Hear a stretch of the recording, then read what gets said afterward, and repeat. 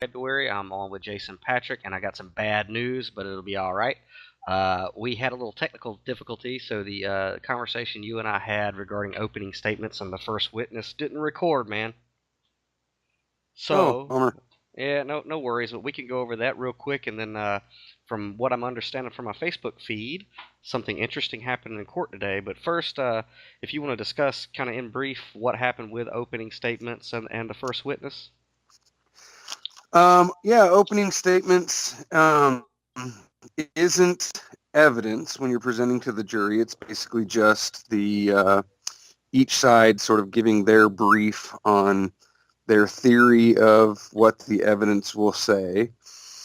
And the interesting part about opening statements is the drastic swing in theory. I'm sure you can imagine. So the government wants to paint us we're Al Qaeda, and and the defense knows that it's really mostly just a peaceful assembly to petition for redress and expose federal overreach. And so that's basically how it plays out. I mean, I think if you're a juror sitting there listening, it's got to be quite confusing. To hear the tale of two cities that's coming from those opening statements. And I imagine that for most of them, because the only tale that they'd heard so far was what came from the mainstream media, that this caused a Yeah, lot of perplexed looks on their faces when they heard the defense attorneys. yeah. I mean, the defense attorney, the defense attorney is writing that media narrative. I mean, you and I sort of understand that the media and that the government feeds the narrative, and that's not uncommon. I mean, no matter what happens, the government always gives an official statement, and most people buy it, and that's how it goes. So, Okay. you can imagine in this situation how drastically different those statements are. Right. And though you're defending yourself, you did let your standby counsel go ahead and do opening statements for you, and you were satisfied with how they presented the opening statements? Yeah, I mean, given I sort of reserved my right to be my own lawyer. Initially the attorneys weren't. The attorneys see the media narrative too, and that's the only thing they have to base their opinions on, beginning on the case. So after they watch an entire court case and sort of see the real truth, the defense attorneys by that time, are fully on board and sort of know what they have, and so all four defense attorneys, where they've come from in a year, like when a defense attorney initially sits down with you and the things that they believe and their experience being attorney isn't very good. And I'm like, I can't have somebody who doesn't believe or whatever into what's happening. I'm not going to have that. So having walked alongside this standby counsel for a year Hmm. and, seeing what's played out, now he sort of gets it. Now he kind of So, sees. Have you, in your interaction with your standby yeah. counsel, have you been able to maybe introduce him to the Constitution and constitutional concepts a little more than he probably was taught in law school? I think my attorney sort of understands where we're at. Like, yeah, I think my attorney believes in a little bit more literal interpretation of the Constitution, but he knows that, you know, it doesn't play in court. Oh, you want to play the Constitution? Well, they don't let you play that in court. You get what the judge gives you. I mean, that's sort of where I've come to an understanding with my attorney. Like you know, attorneys don't try not to make losing arguments, even if they're constitutional. Right, right. Right? Right? Oh yeah, you want to use the Constitution? Well, that loses in this courtroom, so why bother? Right. Um, so there's been a little bit of that, but we're trying to work through it. All right, and then kind of to summate opening statements, because we don't want to rehash what me and you've already discussed, but unfortunately the others can't hear, is that basically, in opening statements, they told the story from your point of view and the other defendant's point of view that this was not a siege. This was not what everyone was making it out to be, which was everyone went into this refuge with guns pointed. That it was way more lackadaisical than that. Lackadaisical Yeah, might not be the right word, but it was way yeah, more calm and collected than that. sure. Yep. Yeah, Okay. totally. I mean, it's basically like, yeah, exactly. People see and understand protests, and boy, compared to some of the protests you see nowadays, I mean, I don't know. It's hard to say. The other thing that I thought was interesting in opening statements is the prosecution kept referring to James Patrick. I think twice he referred to James Patrick, and I didn't think there was a James Patrick that was any of the defendants, so I'm not sure who he was talking about. Gee, I wonder who that could have been. That probably didn't play too well for their case. I don't know. I mean, I want what do you stand up and object and go, Your Honor, who's James Patrick? But Yeah, they're so passionate who about prosecuting you they can't get your name right. who are they talking about exactly? Yeah. Because if there's a James Patrick, I want to leave and James can come sit in here on this. But Yeah, no doubt, right. Okay, so the first witness was called on the first court date, and you want to tell everybody who that was? well, one more thing too on the opening statements. Mhm. Jeff Barrow says you will not have any direct evidence of the crime. And Jeff, for In other people words, who yeah, he's the. Go ahead. who Jeff Barrow is. Jeff Barrow is one of the assistant prosecuting attorney. So just to clarify, the assistant prosecutor said what? You will not have direct evidence of the crime. That's a Okay, direct. not to be redundant, but could you say all of that in a full sentence? Say the assistant prosecutor said. Yeah. So Jeff Barrow, the assistant prosecutor in the Malheur National Wildlife Refuge trial, United States government versus Jason Patrick, says you will not have direct evidence of the crime. Brilliant, absolutely brilliant. You'll have to infer everything That's great because we because there missed is that. no. We missed that little factoid, that fun fact, in the first time we had this conversation. So that was worth it not recording. So then Wow.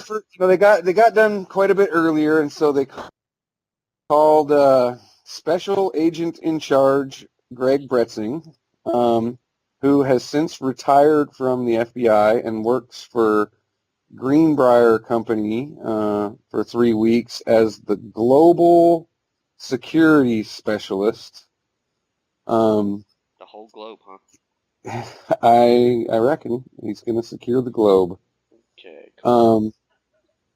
But what he basically said was he was aware that Ammon and Bundy and Ryan Payne were in town, and that was just hugely alarming to him. Like all the bells and whistles and red flags went off, and like the entire state of Oregon should evacuate because, as from basically from what he knew of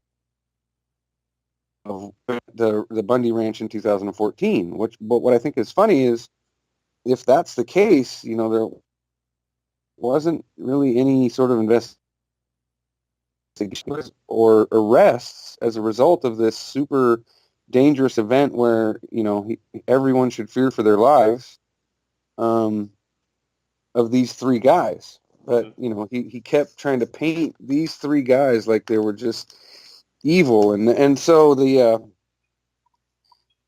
that was on direct examination, and of course the defense says, well, I don't remember exactly how they got to it, but they're basically saying, well, that's a pretty real bias. Like, so they asked him, he had said he had three stated goals, and it was to, number one, resolve the occupation peacefully. Well, they murdered a guy, so that one's out. Mm-hmm. To return the Malheur National Wildlife Refuge to federal control. Well, it's still closed, so but it is under federal control, so maybe you get a half on that one. To return the Malheur National Wildlife Refuge employees back to work. Well, they never really missed work. They went to work every day, just somewhere else, and they got paid the entire time.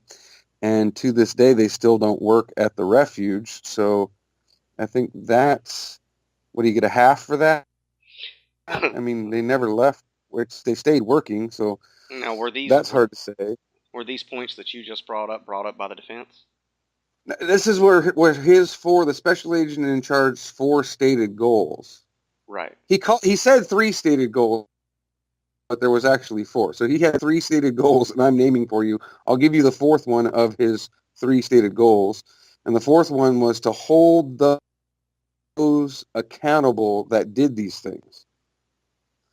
So in one of his stated goals to be hold those accountable, and now there's an acquittal, it sort of very clearly paints the bias of the senior officer, special agent in charge of the entire state of Oregon, and of the entire, the entire thing. I mean, he's like the head of the FBI in Oregon. He's the head of this whole thing. He's the special agent in charge of it all, mm-hmm.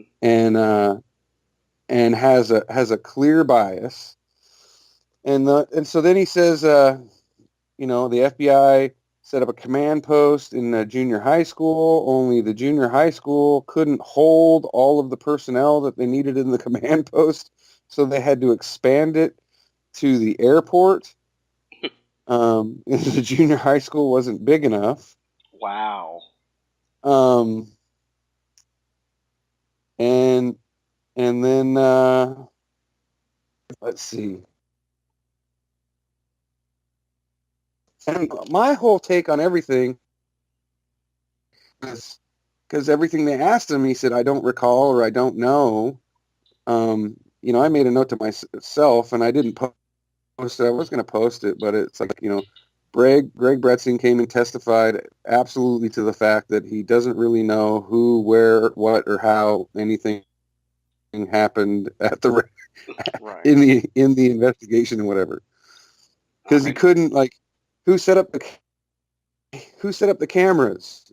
There was cameras. I don't know. I don't know if there was cameras. Well, who set up the plate readers? I couldn't even say if there was plate readers.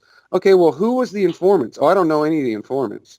Okay, well, who managed the informant? Who managed the, do you know an informant's name? No, I don't know an informant's. The only informant's name he knew, he tried to glaze over by saying, when he said they arrested all the people they arrested, oh yeah, and there was a driver of the truck.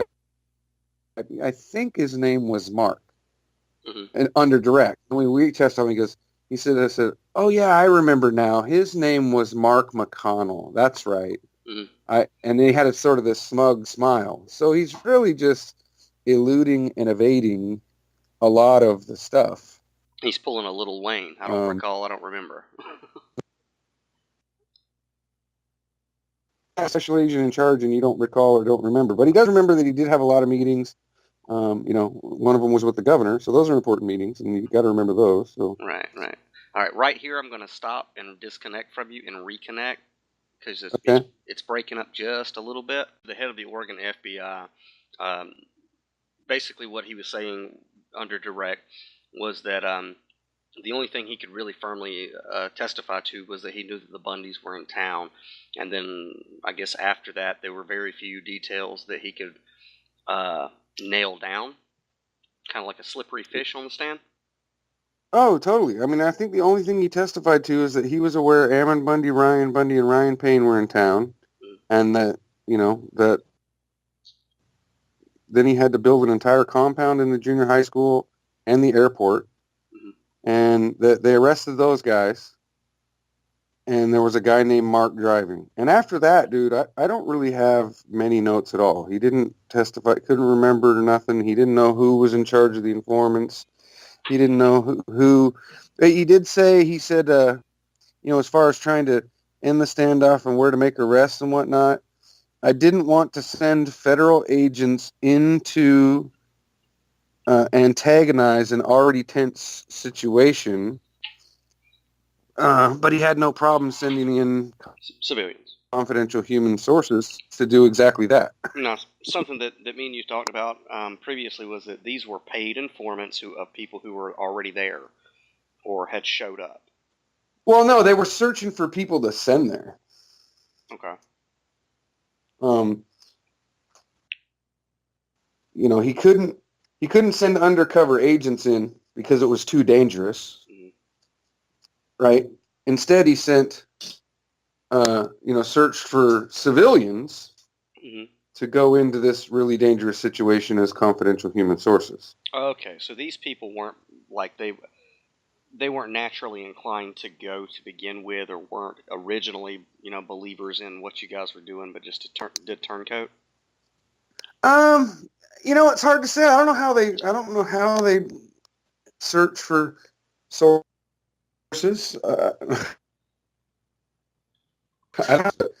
That's what he said they were doing. They were searching for sources that would go in there and report to the FBI. Okay. And then did exactly that. All right. And I know his testimony carried over into day 2. Was there anything? Yeah, I think I covered both. I think I covered both days there pretty much. Okay. Because I had a separation in the notes, but I just went over all of his testimony right there. So. All right. So we're caught up on that. You want to go ahead and they did. Oh, what the other thing he did is they asked him on the stand if he had authorized any of the confidential human sources to do criminal activity while on the refuge, because it takes authorization from him to do it. And he said no, he didn't authorize that, but he doesn't know if any of his other agents authorized it, but then did testify that if it was to be authorized, it needed to go through him. So he didn't authorize it despite needing to go through him, but he's not sure if any of his other agents authorized it or not. Well, according to the government, did any of the confidential informants engage in anything illegal? From the testimony, I don't think they really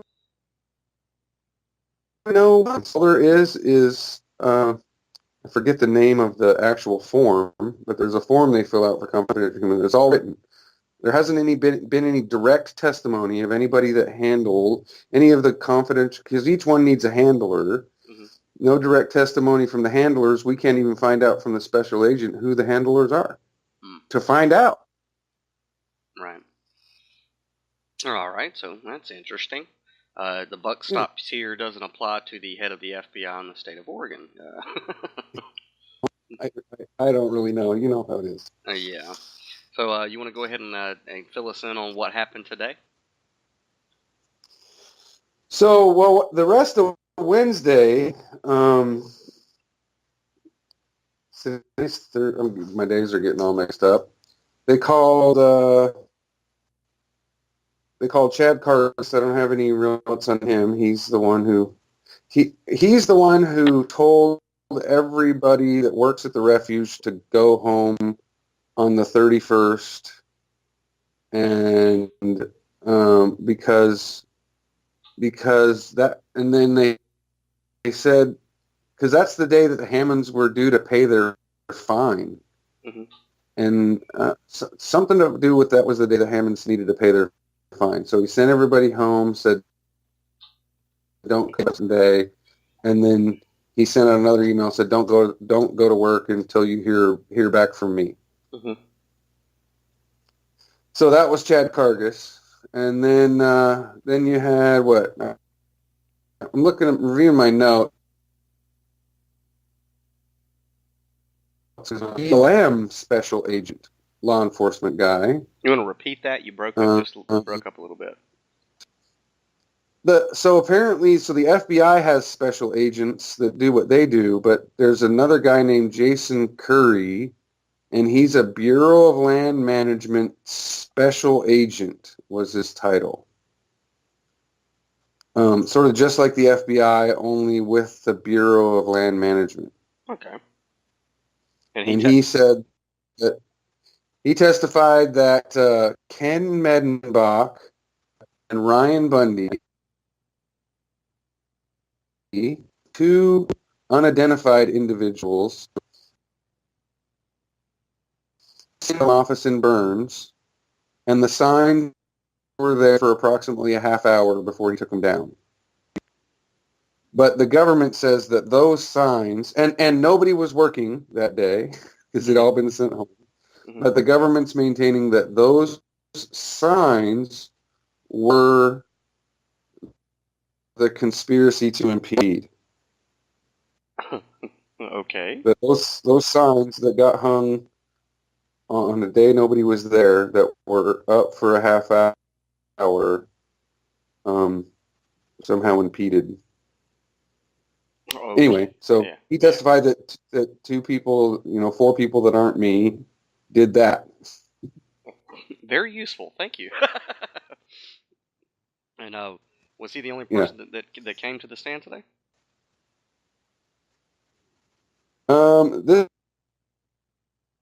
This is so another guy that works there, Jeff Swenick, I think is his name, and he works on the refuge and in space. And so he said that he couldn't. He was on vacation from like the middle of December until the middle of January. I did notate in my mind that it was like a whole month that he was on vacation, and he was on vacation in Ecuador because his in-laws are from Ecuador. And he found out about the refuge thing somewhere early in January while he was still on vacation, and he didn't want to tell his in-laws about it to alarm them. But the news of what was happening came on the TV and across the wire to Ecuador. Mm-hmm. So that means, like, from a First Amendment standpoint, and a free speech, redress of grievances, get exposure for your issue thing, it reached Ecuador, like within the first 2 weeks of January. Right. Because he found out about it on his own, was going to try to keep it quiet. He was in Ecuador, only he couldn't keep it quiet because the news reached Ecuador. Right, right. Which I thought was interesting. Right. Then you have talking about hazardous fuel reduction is another job. There's it turns out that they try to corral a bunch of carp. So whatever they're doing at the refuge, what they try to do is they corral a bunch of carp because they're carp's an invasive species and they try to remove it. And so they corral a bunch of these carp and they donate the carp that they corral to a nonprofit, and then the nonprofit sells the carp to commercial fishermen. And the commercial fishermen sell it as fertilizer. What does this have to do with what does any of that have to do with the charges against you guys? Who brought these witnesses? I mean, well, they're basically the people that we supposedly were working so hard to impede. Like, that was our intent, was to impede them. I don't even know who these people were. They testified. So you're conspiring against a bunch of people that can only testify that the occupation of the refuge happened. Yeah. Essentially. Okay. You got any other winners on those notes? There's another one, a private individual, Marilyn Miller, with Miller Conservation and Consulting, and her business is bird surveys, and she goes to the refuge and sort of birds at the refuge. So I don't know if she has ties to the guy that works for the gun raiser or what exactly. Okay, so anyway, so basically, then comes, basically some fishermen and some bird watchers lost some money So No, no, okay. no. Those three of those worked for the government. They didn't lose anything. They just couldn't. Like Do this guy counts birds. He just couldn't count birds from where he normally counts birds, and I don't really know. I don't know how to describe it. okay. All right, keep going. The fire guy was scheduled to burn 32 acres that, and it looks like probably was, I don't know, 40 or 50 miles from the refuge, but he couldn't do that either. I don't know. I'm just telling you what the sort of the testimony of what was there, and I'm probably not doing it any justice. So Um, what they're basically saying is that you guys inconvenience some government workers. I guess what my response would be would what about the inconvenience of Dwight Hammond or Lavoy Finicum and his family? yeah, there's sort of that, and I guess maybe the First and the Second Amendment are inconvenient, right? Okay. I don't know how to describe it, right? So if you haven't, downtown Portland, people have the First Amendment, and it's inconvenient for some other people. It doesn't mean you get to quit your job and go. I don't know. I don't know how to describe it. Okay, so prosecution's doing a bang up job so far. You got any other ones on your notes? Well, then comes all the FBI agents. Here we go. So basically, we've got a parade of FBI agents who review Facebook. Matt Yeager with the Seattle FBI Terrorism Task Force. Okay, what'd you do? Well, I reviewed Facebook. I saw Ammon Bundy posted on 11/6/2015 at 6:25 a.m. And then he had a couple of private messages, and then he posted again on December 30th, 2015 at 3:51:37. I think that's p.m. And then he had some private messages, and then I answered a private message. It said, "We have stood, stand with us."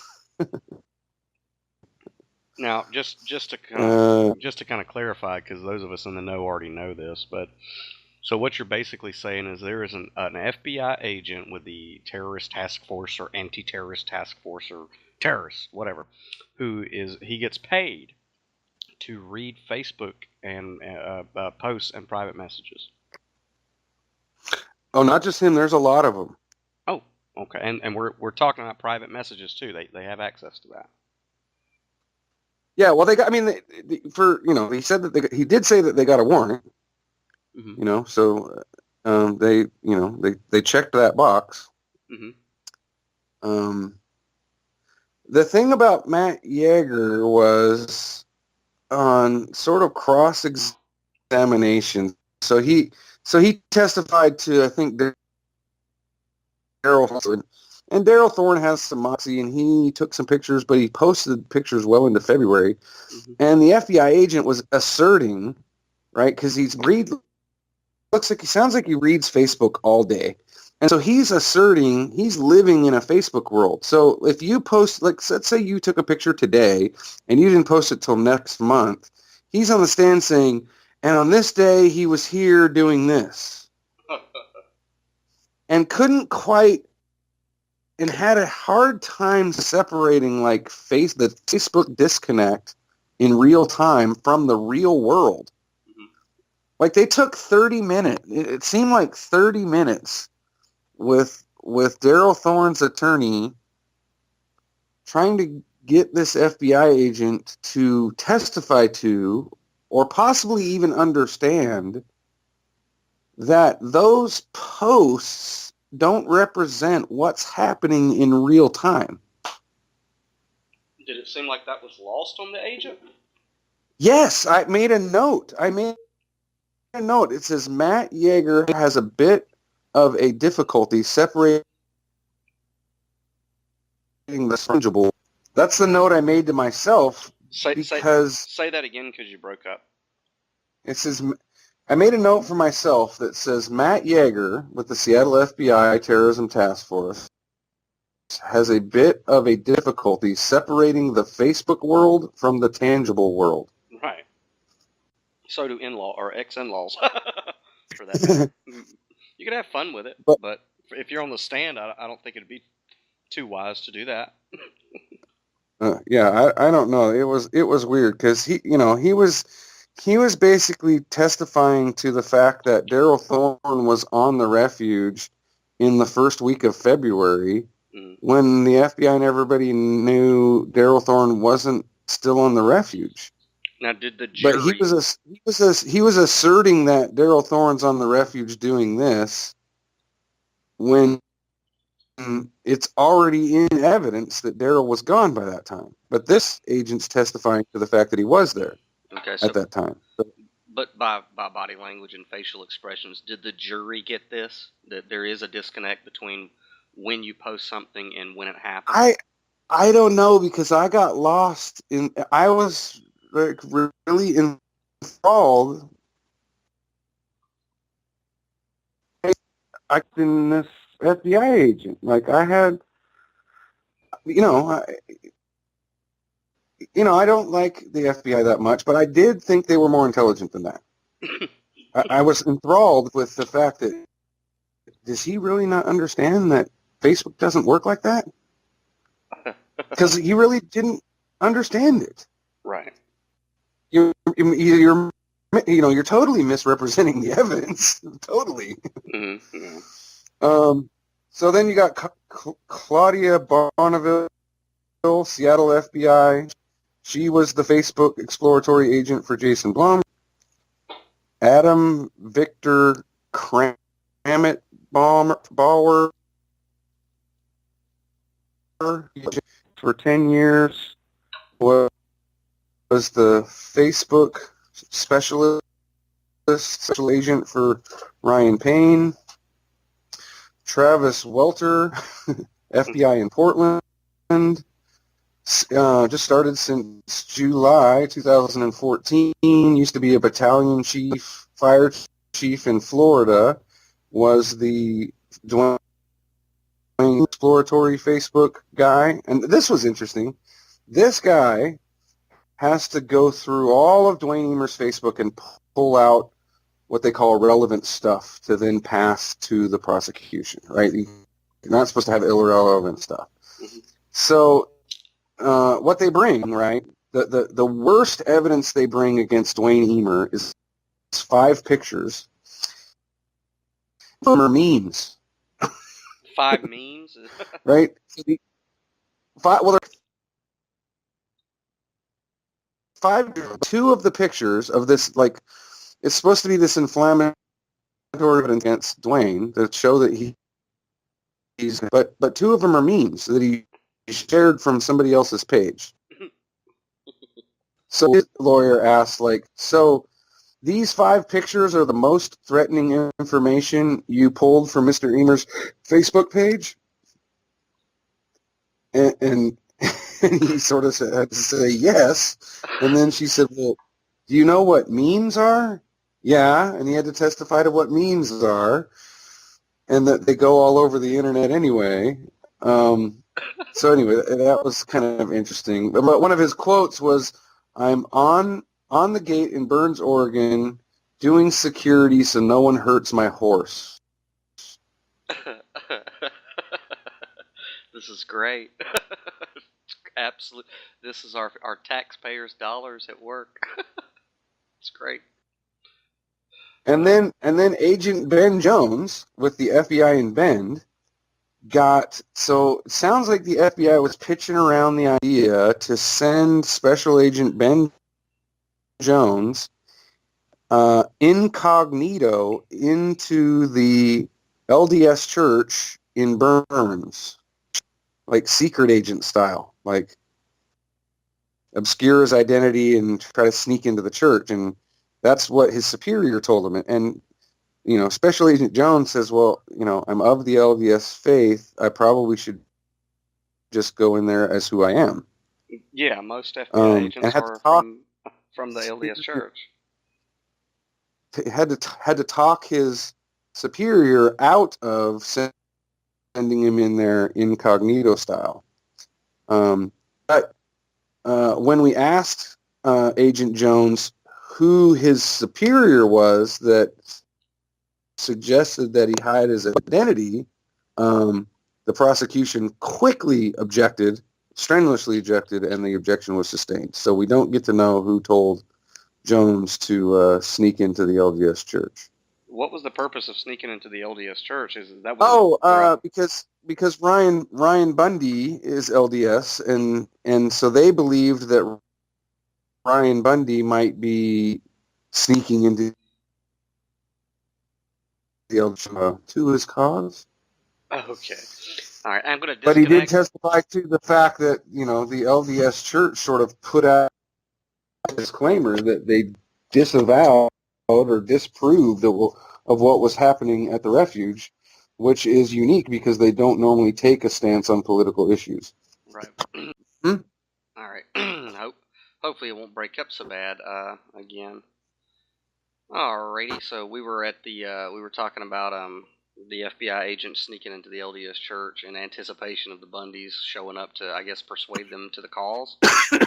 Yeah, so they, Agent Jones and Ryan Bundy actually met there at the church and shook hands and I think had a few words and then they went their separate ways. All right. So go ahead. Then after that, it's all evidence collection. So Christopher Chu with the FBI in Portland. He's the senior team leader of a special response collateral duty evidence collection. That's a long title. Mm-hmm. Picked up 867 spent shell casings out at the boat launch as a result of the informant Fabio Menaggio's impromptu firing drills. Now, this is something that we did discuss earlier, and I want to make sure it gets on the record here. This Fabio, whatever, this was an informant of the FBI that was there, and then suddenly decided he was going to start doing training, firearm training, and I guess hand-to-hand combat training or whatever at the refuge. Yep. Okay. Now, to you, does that?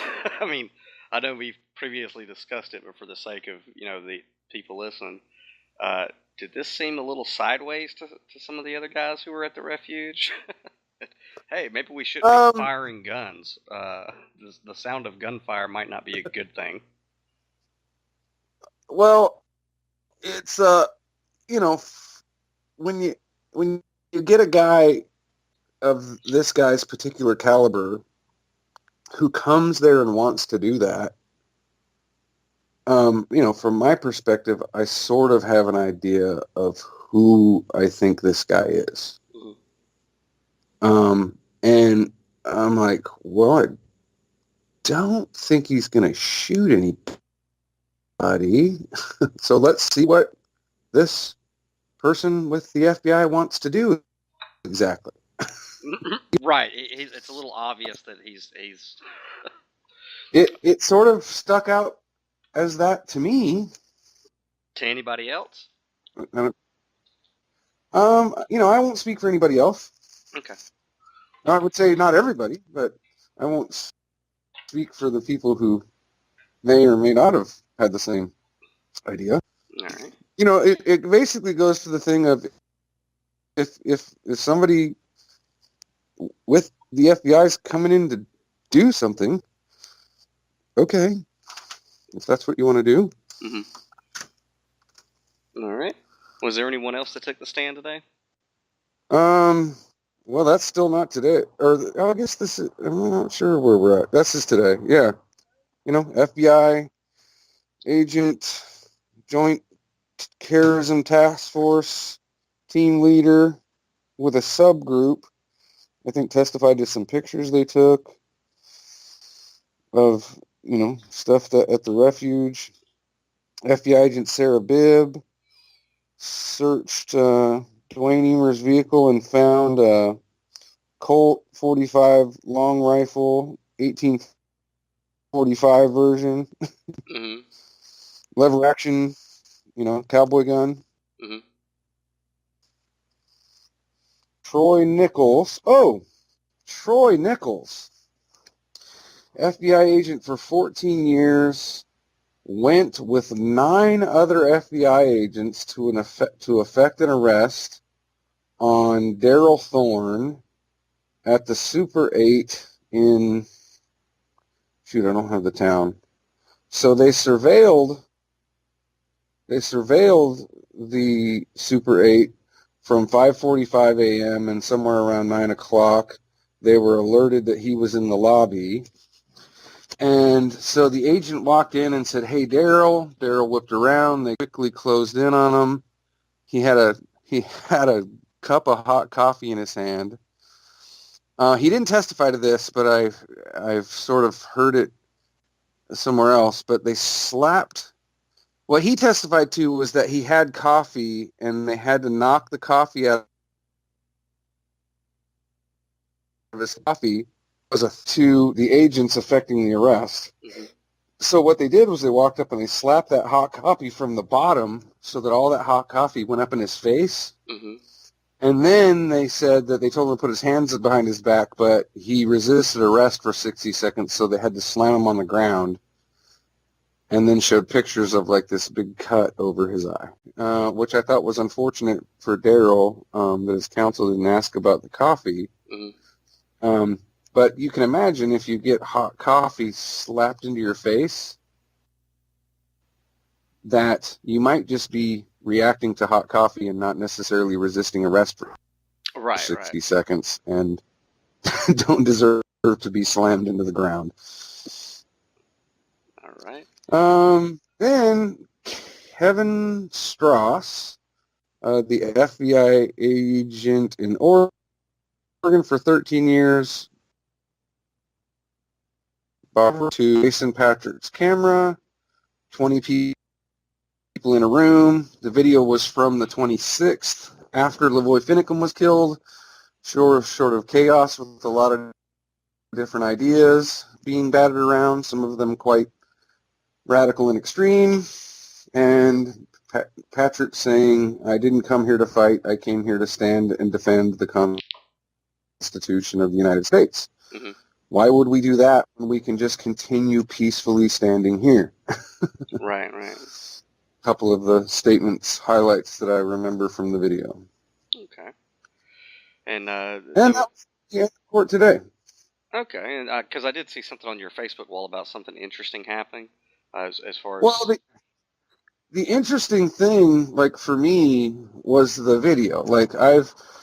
The video's been in evidence, right? But I sort of sit here quietly and can't really talk about the evidence, and only really want to talk about what's happening in court. So that's a highlight for me, right? Because it basically shows that the calm solution, the more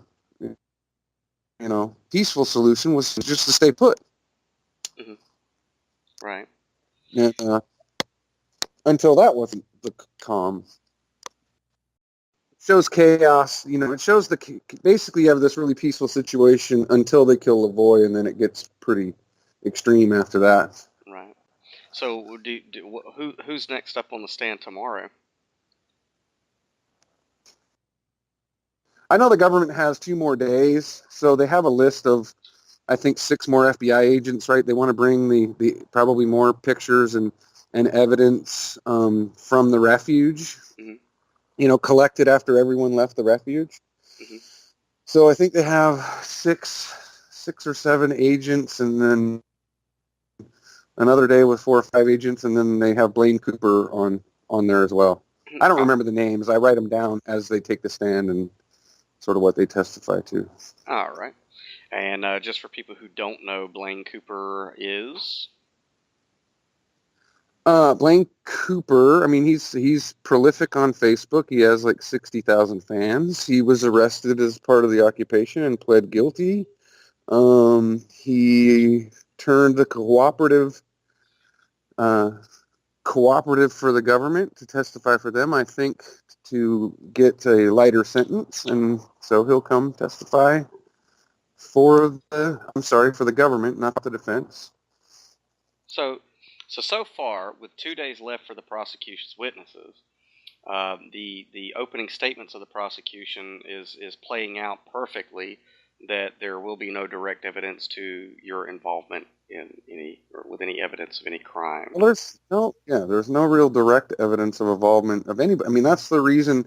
Honestly, nobody is sitting in the courtroom, so people just have what they saw on the news, and then they get the verdict. The problem is the media lies, right? The media does nothing but lie, and they actually tell government lies for the government. So those two things will match. And so if all you watch is the news and you don't come sit in the court and go, oh my gosh, there really is no evidence of this, like that isn't what happened, some people are shocked. But yeah, the reason there was an acquittal in the first trial is because there's no evidence of, there's the conspiracy that they claim existed doesn't exist. So what is it going to, honestly, what is it going to look like? Because I would have to agree with the prosecution. There's no direct evidence. Their witnesses seem to be, by what you're saying here, bearing that out. What is it going to look like if you get a not guilty verdict from the jury and then from the bench you get a guilty on the misdemeanors? What is that going to look like? Well, you got to understand what does it look like to the millions of people that only saw the media narrative, the government narrative on TV. To them it looks like justice, right? Well, let's take away their jury trial because the jury will find them not guilty based on the evidence. Let's just give it to the judge, and maybe she'll throw us a bone and give us a guilty verdict so we don't look so stupid. Right. Now, and I bet you if that happens, we're all praying that it doesn't happen. But if it does happen, then all of a sudden the mainstream media will pay back attention with anything that says guilty.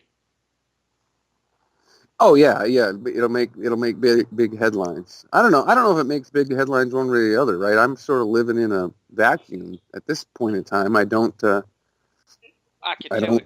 tell you as an observer, the first round of acquittals got little to none. I mean, it was almost like we've told our punchlines, and yeah, I thought some of those Daily Show things were funny, but that's just because I'm a humorous guy. But there was no coverage at all. I never heard from any of the mainstream media anything about the Bundys or anyone else that was brought to court being found not guilty. Never heard one story. Yeah, vilifying the protest was national news, but the actual evidence and the acquittal will get crickets. Right. All right. So you probably got an early start tomorrow, and me and you, I want to try to get with you early because of the technical difficulties, and for whatever this is, not being paranoid, we did record almost an hour on the first day, which magically didn't. Well, I'll put it to you this way: the recorder recorded my voice, but not your voice. Not trying to be, Alex Jones here. But that was odd, and I've also Skyped and recorded with someone who's in the exact same state as you, with perfect clarity. So I don't know what the issue is there. And I'm also looking at the recorder, and I've had to hit stop, and then re-record several times. And it does appear to be recording. However, it is not recording under your Skype identification.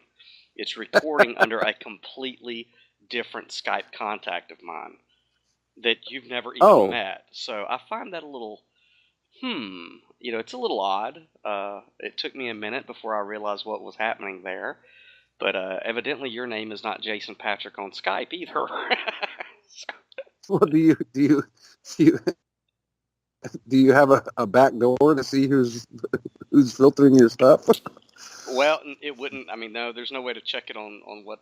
I'm not that tech savvy to do all that. But evidently, your name on the Skype recorder was Jason Patrick the first time we did this, but now it's Chuck Ocelli. So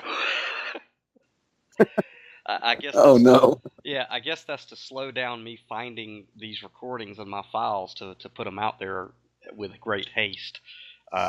If you believe in that type of thing, but whatever. All right. Yeah. So this, I think I don't quite know how long we went, but I think it's been an hour or more, and I want to keep these short so we can have a real quick turnaround. So for anybody's listening, please keep checking up with the updates, and obviously I want you guys to go to downloadedcontent.com/JPP for the Jason Patrick Project. Go to GoFundMe or GoFundMe.com/Jason Patrick to help Jason and his family out with the financial difficulties, because I assure you, one of the main tactics of the legal system is to hit you where it hurts, and that's your wallet, to make you unable to fight in court. So please go there and make it a great donation there to keep this going well past this trial. Check out Jason on Facebook. Jason Patrick is his personal page. I'm pretty sure unless you're a douche, he will talk to you and respond to you.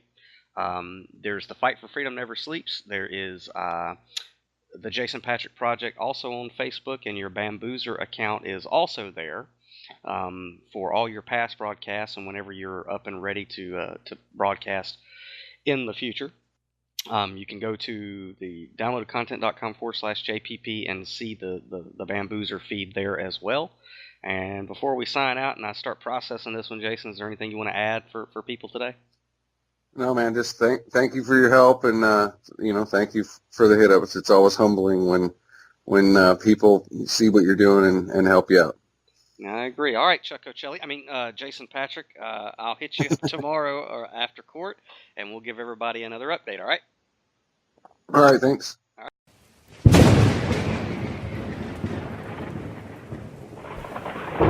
Downloaded Content Podcast. Downloaded Content.